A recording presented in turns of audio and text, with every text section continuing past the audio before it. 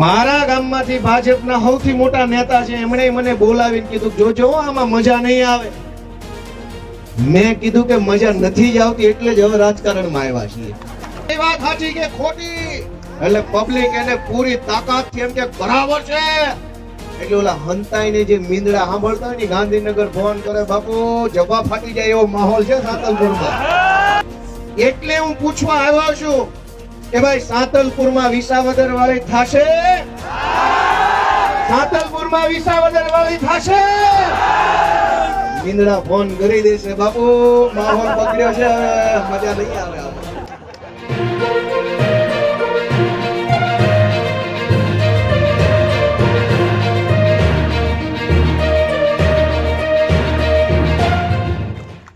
અને આ નવા વર્ષમાં પહેલી વખત હું સાતલપુરમાં આવ્યો છું એટલે બધાને મારા નવા વર્ષના રામ રામ કરું છું, નવા વર્ષની શુભેચ્છા પાઠવું છું.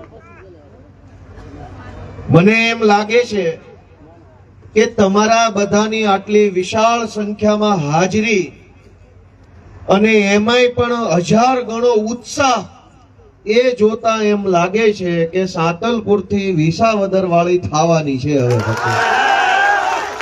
અને એટલે હવે કઈ કહેવા જેવું છે નહીં, તમે બધું જ સમજી ગયા છો.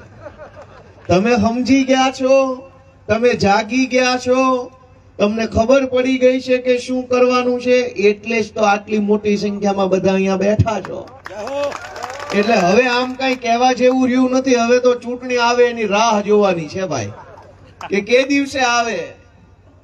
દોસ્તો, આપણી વચ્ચે આપણા આગેવાન ભાઈ શ્રી સાગરભાઈ રબારી, આપણા આગેવાન શ્રી બિપિનભાઈ ગામેતી, પાટણ જિલ્લાના પ્રમુખ માનની શ્રી પ્રભાતસિંહ, અમારા કચ્છના પ્રમુખ કાયનાથબેન અને અન્ય બધા આગેવાન શ્રીઓ. મિત્રો, આ બધા જેના મેં નામ લીધા એમાં અમારા ઈશુદાનભાઈ કે અમારા રાજુભાઈ કરપડા કે સાગરભાઈ રબારી કે ગોપાલભાઈ કે ચૈતરભાઈ વસાવા કે હેમંતભાઈ ખવા, આ બધા છે કોણ? આ બધા કોણ છે? શા માટે અહીંયા આવ્યા છે રાજનીતિમાં એ વિચારવાનું છે. હું કે ઈશુદાનભાઈ કે ચૈતરભાઈ કે સાગરભાઈના ખાનદાનમાં કોઈ ગામ પંચાયતનો સરપંચ અમારા પેઢીઓમાં કોઈ નથી બન્યું. અમારી પેઢીઓમાં કોઈ ગામ પંચાયતના સભ્ય નથી બન્યા. તો અમે આ છેના નવા નવા રાજકારણમાં આવ્યા? શા માટે આવ્યા? કોના કહેવાથી આવ્યા? અહીંયા આવીને શું કરવાના છે? એ વાતની નોંધ આજે આ સાતલપુરની સભામાંથી આજુબાજુમાંથી આવેલા ગામના લોકોએ લેવાની છે કે આ છોકરા આવ્યા ક્યાંથી. ચૈતરભાઈ વિસ્તરણ અધિકારી હતા સરકારમાં, હું પોલીસ કોન્સ્ટેબલ હતો, ઈશુદાન ગઢવી પત્રકાર હતા, સાગરભાઈ ખેડૂતો માટેનું ચળવળ ચલાવતા હતા. કોઈને રાજકારણમાં આવવું પડે એવી જરૂરિયાત નહોતી. ભગવાને બધાને સુખી ઘરમાં પેદા કર્યા હતા. રળી ખાય, રોટલા શાકનું થઈ જાય, શાંતિ જીવી શકે એવા ઘરમાં અમે બધાય પેદા થયા. પણ શા માટે અહીંયા આવ્યા? ઈશુદાનભાઈ કે ચૈતરભાઈ કે રાજુભાઈ કે સાગરભાઈ કે ગોપાલભાઈ કે પ્રવીણભાઈ કે જથ્થાબંધ નામ, આ બધાય લોકો એવા છે એમણે જોયું કે ગામડાનો માણસ ખૂબ દુખી છે. નાનામાં નાની વસ્તુ માટે થઈને આપણે સરકારી સાહેબોને ભૈસાબ બાપા કરવા પડે છે, હાથ જોડવા પડે, નેતાઓના પગ ઝાલવા પડે. એ પરિસ્થિતિ બધાએ જોઈ તો બધાને પોતપોતાના મનમાં એમ વિચાર આવ્યો કે કંઈક તો કરવું પડશે. આમ નામ તો ચાલે નહીં, આવું તો ચાલવા દેવાય નહીં. તો ક્યાંકથી એ ઉભા થયા, ક્યાંકથી બીજા ઉભા થયા, ક્યાંકથી ત્રીજા ઉભા થયો, ક્યાંકથી ચોથા ઉભા થયા. બની આમ આદમી પાર્ટી અને ભાજપને લલકાર ફેંક્યો કે હવે આવી જાજો, ભરતના દીકરા હોય હામાં જોઈ લેશું. 30 વર્ષ સુધી ડરનું શાસન ભાજપ વાળાએ ચલાવ્યું કે જે બોલે એને ડરાવવાનો. ગામની પંચાયતથી લઈ અને સંસદ સુધી ડરનો માહોલ.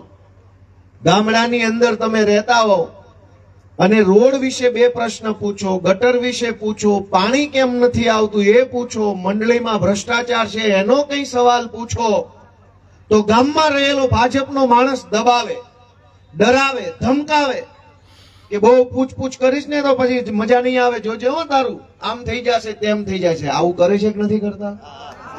ગામનો માણસ ગામમાં દબાવે, તાલુકાનો માણસ તાલુકામાં દબાવે, વિધાનસભા લેવલનો માણસ વિધાનસભા લેવલે દબાવે, જિલ્લાનો જિલ્લામાં દબાવે.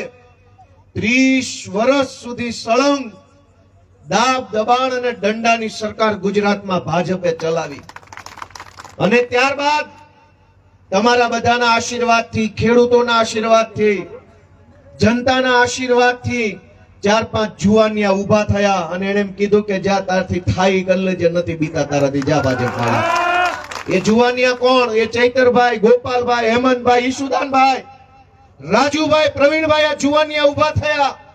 ચેલેન્જ મારી ગાંધીનગરમાં બેઠેલા ભાજપના કરદાબાજોને, તારી સરકારમાં હોય ની તાકાત અજમાઈ લેજે, બાકી પાછું પગલું ના ભરીએ અમે. તો તમે વિચારો કે શું કરી લીધું ભાજપ વાળાએ? આ 5 યુવાનો ઉભા થયા, લલકાર ફેંકી, તો કરી શું લીધું? ફાંસીએ ચડાવી દીધા? નહીં. અમને ખાઈ ગયા? નહીં. ઉલટાનું 5 લોકો ઉભા થયા ને તો આખું મંત્રી મંડળ બદલવું પડે ને, એવી એની એવો એને ડર લાગ્યો. દોસ્તો, હું આ વાત એટલા માટે કહું છું કે સાતલપુરમાં આવ્યો તો મને અહીંયા કાગળોનું લિસ્ટ પકડાવવામાં આવ્યું. સાતલપુરથી વારાહી જવું પડે છે, ટોલ નાકા પર બબાલો થાય છે, અહીંયા રોડ નથી, ભારતમાલાના કારણે ખેતરોમાં પાણી ભરાઈ જાય છે, કચ્છમાંથી કેનાલ આવી છે પણ માઇનોર કેનાલ નથી, સહકારી મંડળીમાં કૌભાંડો થઈ ગયા છે, ભાજપના લોકો દારૂ વેચી રહ્યા છે, બેફામ થઈ ગયા છે, મામલતદાર ઓફિસમાં એજન્ટો બેસે છે, સાતલપુરમાં બસ સ્ટેન્ડ નથી, અહીંયા કોલેજ નથી, અહીંયા આ નથી. એવડું લાંબુ લિસ્ટ મને અહીંયા મળ્યું. અને આ લિસ્ટ તમારા વિસ્તારનું જ છે ને? દોસ્તો, હું તમને એમ કહેવા આવ્યો છું કે લિસ્ટ તો બહુ લાંબુ છે, કે આ નથી, તે નથી, ઓલું નથી, પેલું નથી, પણ એક આગેવાન કેમ અહીંથી ઊભો ન થયો? હમણાં મને આ બધા યુવાનો મળ્યા, એને મને કીધું કે અમે અહીંયાથી ફલાણા ભાઈને મોકલ્યા અને મંત્રી બનાવ્યા, અમે અહીંયાથી ફલાણા ભાઈને આ બનાવ્યા, ફલાણા ભાઈને તે બનાવ્યા, અને પછી અમારું કામ નથી થતું. મેં એમ કીધું ફલાણા ભાઈને બનાવ્યાના બદલે તમે કેમ નથી બનતા? તમે બનો. હું તમને બધાને વિનંતી કરું છું કે પ્રશ્નોના લિસ્ટ લઈને ફરતા રહેશો. કાગળ ઉપર લખેલા પ્રશ્નો, કાગળ એનું એ રહેશે, કાગળ આપવા વાળો એનો એ રહેશે, લેવા વાળા બદલાતા રહેશે, પણ કાગળનો પ્રશ્ન સોલ્વ નહીં થાય. કાગળ લઈને જે ફરે છે એ બધાને વિનંતી છે કે કાગળ મેલો, ચૂંટણીઓમાં આવો, રાજનીતિ કરો, ચૂંટણી લડો. એકવાર હારશો, કદાચ બીજી વાર હારશો, પણ ત્રીજી વાર આ વિસ્તારના સારા નેતા તરીકે તમે આગળ આવી શકશો. દોસ્તો, આ ભાજપના માણસોએ ડરનું એવડું મોટું શાસન કર્યું કે કોઈને આગળ ન આવવા દીધા. આ હું 36 વર્ષનો વ્યક્તિ છું. અત્યારે હાલમાં મારી ઉંમર 36 વર્ષની છે. હું 27-28 વર્ષનો હતો ત્યારે રાજનીતિમાં આવ્યો. કોઈ બુદ્ધિ નહોતી, કઈ ખબર રાજકારણની પડતી નહોતી. પાર્ટી કેવી હોય, નેતા કેવા હોય, હોદ્દા કેવા હોય, પાર્ટીમાં શું કરવાનું, કેવી રીતે બોલવાનું, ક્યાં જવાનું, કશી જ ખબર નહોતી પડતી. પણ મને એમ થયું કે ગુજરાતમાં ભાજપની સરકાર જુલ્મી સરકાર છે, તાનાશાહી સરકાર છે, આની સામે બોલવું પડે. તો કઈ ખબર નહોતી પડતી, પણ એક ખબર પડતી હતી કે આ લોકોને ઘર ભેગા કરવા હોય તો રાજનીતિમાં જવું પડે, પાર્ટીમાં જવું પડે. કઈ નથી ખબર, પાર્ટીમાં જવાની ખબર પડતી હતી તો ગયો. શરૂમાં હું છેલ્લી ખુરશીએ બેસીને મંચ ઉપર બેઠેલા નેતાના ભાષણો સાંભળતો. બધા બોલતા, આપણે જોયા કરતા, આપણને ક્યાં કઈ ખબર પડતી હતી. સાંભળતા ગયા એમ છેલ્લી લાઈનમાંથી 2 લાઈન આગળ, વળી 2 લાઈન આગળ, વળી 2 લાઈન આગળ, વળી 2 લાઈન આગળ, તે અહીં સુધી પહોંચી ગયા છેલ્લે. પણ દોસ્તો, હું જ્યારે આગળ આવ્યો, રાજનીતિમાં આગળ આવ્યો, તો ભાજપ અને કોંગ્રેસ બેયના પેટમાં તેલ રેડાયું. વિસાવદર વિધાનસભાની ચૂંટણીની હું તમને વાત કરું કે હું પેટા ચૂંટણીમાં ઉભો હતો. સામાન્ય રીતે એવું હોય કે પેટા ચૂંટણી જે પાર્ટીની સરકાર હોય એ પાર્ટી જીતે. આ વાત સાચી કે ખોટી? કેમ કે એની પાસે સરકાર હોય, પૈસા હોય, એનો પ્રભાવ હોય, લોભ લાલચ આપવા જેવું હોય કે તમે અમને મત દેશો તો કેનાલ બનાવી દઉં, તે બનાવી દઉં. વિપક્ષ પાસે તો શું હોય? ત્યાં એને બધી જ લોભ લાલચ આપી મુખ્યમંત્રી પોતે ગલીએ ગલીએ પ્રચાર કરતા હતા. 10 જેટલા રાજ્ય સરકારના મંત્રીઓ ત્યાં પ્રચાર કરતા હતા. 2 કેન્દ્રીય મંત્રીઓ ત્યાં પ્રચાર કરતા હતા. 40 જેટલા કાઠિયાવાડના અને કાઠિયાવાડની આસપાસના વિસ્તારના 40 ધારાસભ્યો ત્યાં પ્રચાર કરતા હતા. 10 સાંસદો ત્યાં પ્રચાર કરતા હતા. આખા કાઠિયાવાડની એપીએમસી, તાલુકા પંચાયત, જિલ્લા પંચાયત અને નગરપાલિકામાં ચૂંટાયેલા નેતાઓ પણ ત્યાં પ્રચાર કરતા હતા. એ સિવાય આખા કાઠિયાવાડના બુટલેગરો પણ ત્યાં ભાજપના સમર્થનમાં પ્રચાર કરતા હતા. દોસ્તો, તાલુકા પંચાયતના નેતા, જિલ્લા પંચાયતના, નગરપાલિકાના, મહાનગરપાલિકાના, એપીએમસીના, પ્રદેશના, તાલુકા કેબિનેટ મંત્રી, કેન્દ્રના મંત્રી, ગૃહમંત્રી, પાણી મંત્રી, વન મંત્રી, પર્યાવરણ મંત્રી, રોડ મંત્રી, બસ મંત્રી, બધા જ ત્યાં વિસાવદરમાં ચૂંટણી પ્રચાર કરતા હતા. પણ વિસાવદરના ખેડૂતોએ નક્કી કર્યું કે કઈ વાંધો નહીં, આવો તો પાણી પાછું, પણ મત દેવાનો નથી. હવે તમને અમે ઓળખી ગયા છીએ. દોસ્તો, બહુ શરમાયા. સાગરભાઈએ સાચી વાત કરી. ત્યાં ચૂંટણીમાં એવું કર્યું કે જ્ઞાતિ વાઇઝ ચૂંટણીમાં નેતા આવે અને પોતપોતાની જ્ઞાતિને મત આપવા માટેનું કે, આવું તો આપણે જોયું છે. વિસાવદરમાં ભાજપ વાળાએ એવું કર્યું કે હાખ વાઇઝ નેતા આવ્યા. આ બાજુ શું બોલે? હાખ બોલે. ભાઈ, પટેલના ગામમાં પટેલનો નેતા જાય, ભાજપને મત આપજો એમ કેવા, એવું તો આપણે જોયું હતું. પણ એવું નહીં, વિસાવદરમાં ઇટાલિયા રહેતા હોય ત્યાં ભાજપનો ઇટાલિયા જાય, બરાબર. મકવાણા રહેતા હોય ત્યાં ભાજપના મકવાણા જાય. આવી રીતે પ્રચાર કર્યો, હાખ વાઇઝ નેતા મોકલ્યા. પણ પબ્લિક કેટલી ત્યાં હોશિયાર હશે, પબ્લિક કેટલી તાકાત વાળી હશે, એનો અંદાજો લગાવો કે 17,500 મતથી ભાજપને હરવી દીધું. 2022માં આમ આદમી પાર્ટી 7,000 મતથી જીતી હતી ત્યાં વિસાવદરમાં. પેટા ચૂંટણીમાં 17,500 મતથી જીતી ગઈ. મતદાન વધી ગયું. દોસ્તો, આ વાત મેં એટલા માટે કીધી કે જનતા ધારે ને તો ભલભલી શક્તિઓને ઘર ભેગી કરી શકે ને એવી તાકાત અહીંયા બેઠેલા એક એક માણસની અંદર છે. પણ આપણે ધારીએ નહીં તો? દોસ્તો, આ બધા જ પ્રશ્નો મને કીધા કે જમીનો ગીરવે મુકાઈ ગઈ છે, અડધી જમીનોના હાથ બારમાં શ્રી સરકાર ચડી ગઈ છે. આ બધું જ હોવા છતાંય તે આપણો હાથ આમ ભાજપ તરફ આગળ કેવી રીતે વધે છે? જે માણસે આપણને ગાળ દઈ દીધી હોય ને એક વખત, એ રામ રામ કરે ને તો રામ રામ કરવાનું મન ન થાય. જા ને ભાઈ, રામ રામ વાળી જા. થાય કે ન થાય? જે માણસ આપણને તુકારો કરી લે ને, એ આમ લાંબો હાથ કરે ને મળાવવા માટે, આપણે ન મળાવીએ એની હાથ. વાત સાચી ખોટી? આપણો હાથ આમ લાંબો ન થાય. કોઈ મેણું મારી જાય, કોઈ ગાળ દઈ જાય, કોઈ આપણને અપમાનિત કરી જાય, એની સામે આમ હાથ મિલાવી નથી શકતા આપણે. અને 30 વર્ષથી આપણી જમીનો ગીરવે મુકાઈ ગઈ, જમીનોમાં શ્રી સરકાર થઈ ગઈ, કેનાલમાં પાણી નહીં, મંડળીમાંથી પૈસા ઉપડી ગયા, ગામમાં બસ નહીં, બસ સ્ટેન્ડ નહીં, ટોલ નાકે બબાલ, અને છતાંય આપણો હાથ ભાજપ તરફ લાંબો થઈ જાય છે. છતાંય ઈવીએમ માં ગોતીને બટન ભાજપનું દબાઈ જાય છે આપણા હાથે. તો આપણું જે અત્યારે જે કઈ પ્રોબ્લેમ છે, સમસ્યા છે, એ તો આપણા હાથે જ પેદા થઈ ગણાય. મારી વાત સાચી છે કે ખોટી છે? મિત્રો, મારા સહિત આપણે બધાએ એક ભૂલ જીવનમાં વારંવાર કરી છે. એમાં હું છું કે ચૂંટણી આવે ત્યારે આપણે ગોતીએ કે આપણી જ્ઞાતિનો કયો છે, આમાં આપણી જ્ઞાતિનો કોઈ ઉભો છે કે નહીં. અટક જોઈએ, હાથ જોઈએ, નક્કી કરીએ કે શેમાં આવે. ઇટાલિયા આપણામાં આવે કે ન આવે? આપણામાં ન આવે તો આપણે મત નથી દેતા. પછી ભલે ને હારા માણામાં આવતો હોય અને આપણામાં આવતો હોય, અને નબળામાં નબળો માણસ હોય તો આપણે એમ કે જેવો હોય એવો આપણામાં આવે છે, બટન દબાવવાનું. મિત્રો, હું એમ કહેવા માંગુ છું કે બધાએ પોતપોતાની જ્ઞાતિના માણસને મત આપેલો છે. સમસ્યા તો એ પછી ઊભી જ છે ને. પોતપોતાની જ્ઞાતિના ધારાસભ્યો રાંધનપુરથી બધાયના એક વખત બની ગયા. જમીનો તો તોય છૂટી ન થઈ, કેનાલમાં પાણી તોય ન આવ્યું. બધી જ્ઞાતિ, જેને પોતપોતાની જ્ઞાતિનો ધારાસભ્ય બધા એક વખત બનાવી લીધો. વાત સાચી છે કે ખોટી?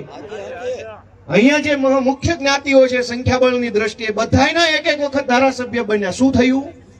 પ્રશ્ન એના એ છે, ધારાસભ્યો ટેસડા કરે છે, પબ્લિક તો ત્યાંની ત્યાં જ રહી ગઈ.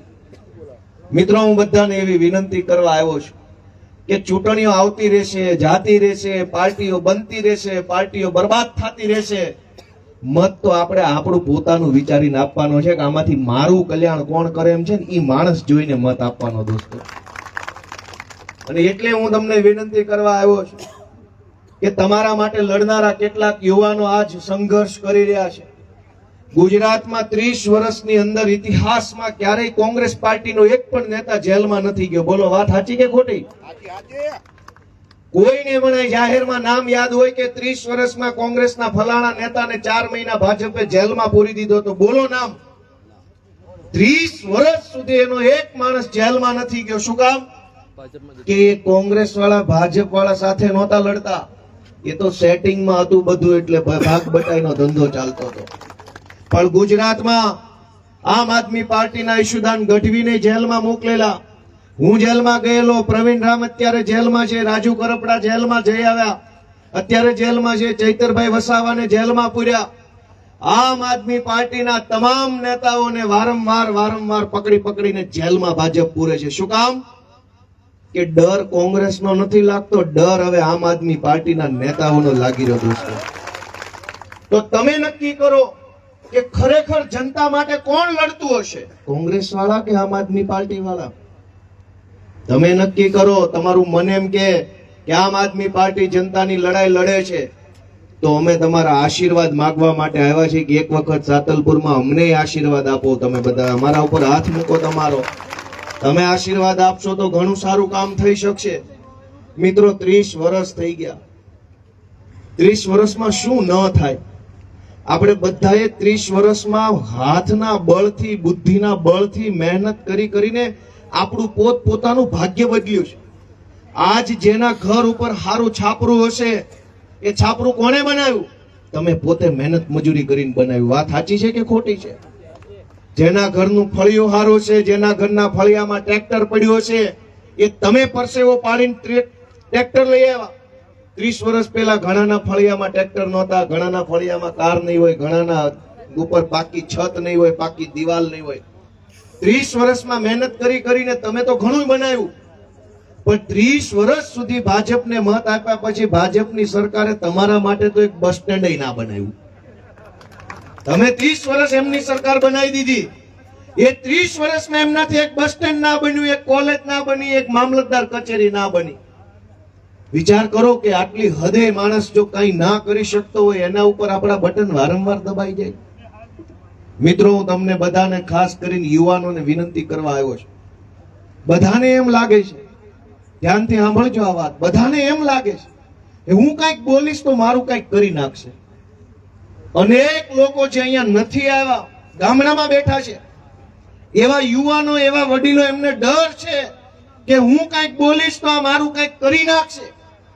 કરી નાખવામાં ક્યાં ભાજપે કઈ બાકી રાખ્યું છે આપણું? તો હજુ તમને ડર લાગે? બધું તો કરી નાખ્યું. મોત ભેગા કર્યા, ભૂખ ભેગા કર્યા. અનેક ખેડૂતો આત્મહત્યા કરી લીધી. ગુજરાતમાં રત્ન કલાકારો આત્મહત્યા કરે છે. યુવાનો નોકરીના કાગળિયા લઈને ફરિયાદ કરે છે, કોઈ હાથ પકડવા તૈયાર નથી. પેપરો ફૂટી જાય, ભરતીઓ ટાઈમે ન થાય, ભરતી ટાઈમે થાય વળી તો વળી એના પેપરમાં કંઈક બીજી ગડબડ થાય. દોસ્તો, આપણને બરબાદ કરવામાં બાકી શું રહી ગયું છે? હવે આપણને હજુ ભાજપથી ડર લાગે છે. હવે તો આપણી પાસે કઈ ગુમાવવા જેવું વધ્યું જ નથી ને, એટલે જ તો લડી લેવાનો ટાઈમ આવી ગયો. કહેવાય હવે તું મારું કરીશ શું? કઈ વધ્યું જ નથી. મારી પાસે 10 વીઘા જમીન વધી હોય તો ડર લાગે કે ભાજપ વાળો ખાઈ જશે. લેણા સિવાય, અત્યાચાર સિવાય ગુજરાતમાં કઈ વધ્યું જ નથી. દોસ્તો, ઉભા થાવ, લડો, આગળ વધો. દરેક યુવાનોને મારી વિનંતી છે કે આગળ વધો. તમે પહેલી વખત બહાર આવશો તો ગામમાં ભાજપનો માણસ તમને દબાવવાની કોશિશ કરશે કે જોજે હો ભાઈ, આમાં આમ થઈ જાય ને તેમ થઈ જાય. એમ કહેતા શીખો ને કે હવે તો જે થઈ જાય ને જોયું જશે, હું થઈ જાય છે, હાલ તું આવી જાય ને હું આવી જાઉં. એવું કેમ નથી આપણે કહેતા? હું જયારે પહેલી વાર રાજકારણના પગથિયા ચડ્યો ત્યારે મારા ગામમાંથી ભાજપના સૌથી મોટા નેતા છે, એમણે મને બોલાવીને કીધું જોજો આમાં મજા નહીં આવે. મેં કીધું કે મજા નથી જ આવતી, એટલે જ હવે રાજકારણમાં આવ્યા છીએ. આ તમને 30 વર્ષ સુધી મત દીધા, નથી જ મજા આવતી, એટલે જ અમે આવ્યા છીએ. જોઈએ છે અમે હવે કે તમે અમારું શું કરી લ્યો છો. અને તમારી નજર સામે અત્યારે જનતાના આશીર્વાદથી ધારાસભ્ય તરીકે ઉભો છું. ભાજપ વાળાને થાઈ કરી લે ને એવી ખુલ્લેઆમ ચેલેન્જ છે અમારી. દોસ્તો, જ્યાં હોય ત્યાં આપણને ડરાવા દબાવવા સિવાય કોઈ વાત નહીં. સરકાર તો માવતર કહેવાય. માવતર આપણને ધમકાવવા માટે હોય કે આપણને ટેકો આપવા માટે હોય? માવતરની જવાબદારી હું ટેકો આપવાની કે રોજ જાગીને ધમકાવવાની? સરકાર માય બાપ કહેવાય. નાનો માણસ, લાચાર માણસ, ગરીબ માણસ થાકે, દુખી થાય, કંઈક એનાથી એને કંઈક પીડા થાય તો કોની પાસે જાય? સરકાર પાસે જાય કે મને ન્યાય આપો. અહીંયા તો ન્યાયના નામે ધક્કા છે. ગ્રામ પંચાયતમાં જાઓ કે મામલતદારમાં જાઓ કે ટીડીઓ માં જાઓ કે વન વિભાગમાં જાઓ કે કોઈ પણ સરકારી કચેરીમાં જાઓ, જાણે કે એ લોકો આપણને ધમકાવવા માટે જ બેસાડ્યા હોય ને એવું વર્તન કરે છે. મારી વાત સાચી છે કે ખોટી? 4-5 જણાએ સાચી કીધું, એનો ખૂબ ખૂબ આભાર. હવે આમાં શું થાય? આ સાતલપુર ગામમાં આપણે બેઠા છે, સાંભળજો. મેં હમણાં એમ પૂછ્યું વાત સાચી કે ખોટી, તો 3 જણાએ કીધું સાચી ભાઈ. હવે બાકી ના સાંભળ્યું. હવે રેકોર્ડિંગ થાય છે ચારે બાજુ. આ રેકોર્ડિંગ ભાજપ વાળા હંતાઈને સાંભળતા હશે, હંતાઈને ઘરે બેઠા બેઠા સાંભળતા હશે. પહેલા તો એને કેમેરામાં અહીંયા તો આવી કે નહીં, કેમ કે આ તો ઈમાનદાર માણસ વહી જાય બે કે, બાકીના ને તાપ લાગે. અહીં થોડું બેહાય, આ તો પવિત્ર સભા છે. અહીં રાક્ષસ નું આવી કે, અહીંયા સીધો માણસ વહી બે કે. દોસ્તો, મેં તમને પૂછ્યું વાત સાચી છે કે ખોટી, એટલે ઢીલી ઢીલી 3-4 જણાએ હા પાડી. એટલે આ 1, 2, 3, 4, 10, 15 કેમેરામાં લાઈવ આલે છે. ઈ લાઈવ આ સાતલપુર, રાધનપુર, ચાણસ્મા, સમી, આ બધા વિસ્તારના ભાજપ વાળા હંતાઈને સાંભળતા હશે. આમ જનતાની પીડા કોઈ દિવસ નહીં સાંભળે. પણ ગોપાલ ઇટાલિયા આજે સાતલપુર આવ્યો છે ને તો બધા ધ્યાનથી મીંદડાની જેમ હંતાઈને આમ સાંભળતા હશે. અમસ્તા નહીં સાંભળે, આજે જ સાંભળશે. પણ હવે હું તમને એમ પૂછું કે ભાઈ આ સમસ્યા છે, વાત સાચી કે ખોટી? એટલે તમે ધીમી ધીમી હા પાડો ને, આ કેમેરાના માધ્યમથી ઓલા મીંદડા હંતાઈને સાંભળે. એટલે એના મનમાં શું થાય કે સંખ્યા જાજી છે પણ કોઈને રસ નથી, એમના પરાણે બેઠા હોય એવું લાગે. એ તમારા હાકલા ઉપરથી પેલો મીંદડો નક્કી કરે કે વાંધો નથી આવે એમ સાતલપુરમાં, એટલે તરત ગાંધીનગરમાં બેઠેલા બોસ ને ફોન કરે, કાકા મૂંઝાવા જેવું નથી, સાતલપુરમાં લૂંટે એટલું લૂંટજો, હજુ પબ્લિક ને કાંઈ વાંધો નથી. પણ હું તમને અહીંયા એમ પૂછું કે ભાઈ આ અન્યાય થાય છે, એ વાત સાચી કે ખોટી? એટલે પબ્લિક એને પૂરી તાકાતથી એમ કે બરાબર છે. એટલે ઓલા હંતાઈને જે મીંદડા સાંભળતા હોય ને ગાંધીનગર ફોન કરે, બાપુ જવા ફાટી જાય એવો માહોલ છે સાતલપુરમાં. હવે હામાનો, હવે આ ભૂલી જાજો, આવતી ચૂંટણી અહીં ના આવજો. તમારી હા અને તમારી ના, એમાં તમારા જોશની નોંધ અત્યારે ગાંધીનગર થી લઈને બધી બાજુ લેવાતી છે. મીંદડા સાંભળતા હશે. અમસ્તા તમારી વાત નહીં સાંભળે, આજ સાંભળે છે. એટલે હું પૂછવા આવ્યો છું કે ભાઈ સાતલપુરમાં વિસાવદર વાળી થશે? સાતલપુરમાં વિસાવદર વાળી થશે? મીંદડા ફોન કરી દેશે, બાપુ માહોલ બગડ્યો છે, હવે મજા નહીં આવે. ફોન થઈ જશે તરત. દોસ્તો, તમારા આશીર્વાદની આમ આદમી પાર્ટીને જરૂર છે. મેં ઘણી વાત કરી, પણ છેલ્લે એક મહત્વની વાત હું તમને કહેતો જાઉં કે સામાન્ય જનતા સરકાર પાસે શું માગે છે? આપણે કોઈ ટિફિન માંગ્યા કે મામલતદાર ઓફિસેથી 50 લોકોને ટિફિન મોકલો? ના, આપણે ક્યાં ટિફિન માંગ્યા? આપણે કપડા માંગ્યા સરકાર પાસે? નહીં. આપણે સરકાર પાસે કોઈ લગ્નનો ચાંદલો માંગ્યો? નહીં. મામેરું માંગ્યું? નહીં. દોસ્તો, બધું જ તો આપણે આપણી જાતે કરીએ છીએ. બધું જ જાતે કરીએ. સરકાર પાસે શું માંગીએ છીએ કે ભાઈ અમારા બાળ બચ્ચાઓને થોડું ભણતર ગણતર આલો, અમારા ઘરમાં કોઈ બીમાર પડે તો કોઈક ઇન્જેક્શન આલો, અમારે કંઈક ખેતરમાં વરસાદના માવઠાના કારણે નુકસાન થાય તો 2 પૈસા આલો. આનાથી વધુ કોઈએ કઈ માંગ્યું સરકાર પાસે? કયો જે કોઈએ માંગ્યું કે દિવાળીનું બોનસ ઘરે આવીને આપી જાઓ, વધામણી આપો? કોઈ કશું જ સરકાર પાસે માંગતો નથી. સરકાર 12 માસ આપણી પાસેથી કરોડો રૂપિયાનો ટેક્સ લઈ જાય છે. ઘર વેરો, મકાન વેરો, મિલકત વેરો, મોબાઈલના રિચાર્જ ઉપર ટેક્સ છે, પેટ્રોલ ઉપર ટેક્સ, ડીઝલ ઉપર ટેક્સ, લાઇટ બિલ ઉપર ટેક્સ, ચપ્પલ ઉપર ટેક્સ, મોબાઈલના કવર ઉપર ટેક્સ, ગાડીના ટ્યુબ ટાયર ઉપર ટેક્સ, ને વારાહી જાવ તો રસ્તામાં ટેક્સ. સરકાર 12 માસ આપણી પાસેથી પૈસા લઈ જાય છે. બદલામાં આપણે તો 2-3 વસ્તુ માગી કે ભાઈ હારી નિહાળા લો, હારું દવાખાનું લાવો ને કઈક ખેતરમાં નુકસાન થાય તો થોડુંક વળતર આપો. 3 વસ્તુ માગી એ સરકારે આપી, 3 વસ્તુ નથી આપી શકતા. અને આપણે એની પાછળ 30-30 વર્ષથી આટા મારીએ છીએ કે હજુ આને મત આપો, હજુ એ તમને 3 વસ્તુ દેવા તૈયાર નથી ને તમે 30 વર્ષ સુધી એના જ બટન દબાવી જાવ. એ 3 વસ્તુ આપવા તૈયાર નથી. ભાજપના બધા જ નેતાઓના છોકરાઓ વિદેશોમાં જલસા કરે છે. આપણા છોકરા ક્યાં?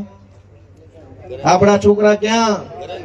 તમે જેને મત આપ્યો એ ભાજપના નેતાના છોકરા ક્યાં ફરે જોયું કોઈ દિવસ?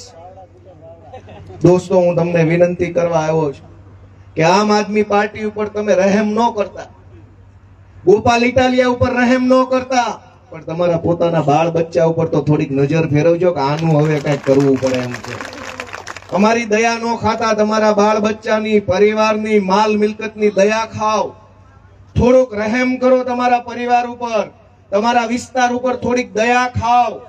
અને તમારું મન એમ કહે ને કે આવી દયની, આવી કરુણ પરિસ્થિતિ મારા પરિવાર કે મારા વિસ્તારની હવે ન હોવી જોઈએ, તો ખોખારો ખાઈને ઉભા થાવ, તાકાત બનાવો અને હાવણાની સાથે જોડાઈને ગંદકી સાફ કરો. એ બધાને વિનંતી કરું દોસ્તો, બહુ સહન કરી લીધું, બહુ અત્યાચાર સહન કર્યો.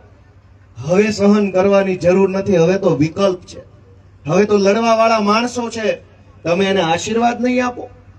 દોસ્તો, અમે બધા નિસ્વાર્થ ભાવે આમ આદમી પાર્ટીના માધ્યમથી ગુજરાતની જનતા માટે લડીએ છીએ. તમને બધાને એક પ્રશ્ન પૂછવો છે કે પૈસા વાળું થઈ જવું હોય તો કઈ પાર્ટીમાં રહેવાય? આમ આદમી પાર્ટીમાં, ભાજપમાં? કેવા બધા મીંદડા સાંભળે છે? પૈસા વાળું થવું હોય તો કઈ પાર્ટીમાં રહેવાય? મોટા મોટા હોદ્દા જોતા હોય તો કઈ પાર્ટીમાં રહેવાય? મંત્રી તંત્રી સંત્રી બની જવું હોય તો કઈ પાર્ટીમાં રહેવાય? પણ ચૈતર વસાવા, ઈશુદાન ગઢવી, રાજુ કરપડા, પ્રવીણ રામ આમ આદમી પાર્ટીમાં છે, ભાજપમાં નથી. એનો અર્થ શું? કે એને પૈસા વાળું નથી થવું, હોદ્દા વાળું નથી થવું, મોટી મોટી મંત્રી તંત્રી નથી બનવું. એ તો લોકોને, ખેડૂતોને, ગામડાના માણસને મજબૂત બનાવવા માટે થઈને આવ્યા છે. એટલે આમ આદમી પાર્ટીમાં દોસ્તો છે. પૈસા વાળું થવું હોત એ જઈ ગયા હોત. અમે નથી ગયા. અમારી ઈમાનદારીનું એ પ્રમાણપત્ર છે કે અમે ભાજપમાં નથી ગયા, અમે આમ આદમી પાર્ટીમાં રહીને સંઘર્ષ કરીએ છીએ. શું કામ? કે અમે ગામડાના માણસો છીએ, અમને જે ગામડાની પીડા છે ને એ સહન નથી થતી. મિત્રો, ખૂબ બધું કામ કરવાનું બાકી છે હજુ. તમારા બધાના આશીર્વાદની એમાં મને ખાસ જરૂર છે.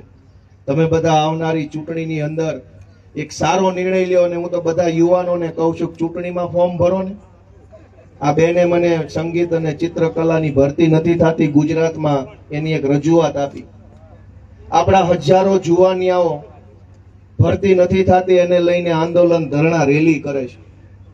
પણ રાજકારણની ભરતી તો ટાઈમ ટુ ટાઈમ થાય છે. એક તારીખ ચૂકતા નથી. તાલુકા પંચાયતની ભરતી હમણાં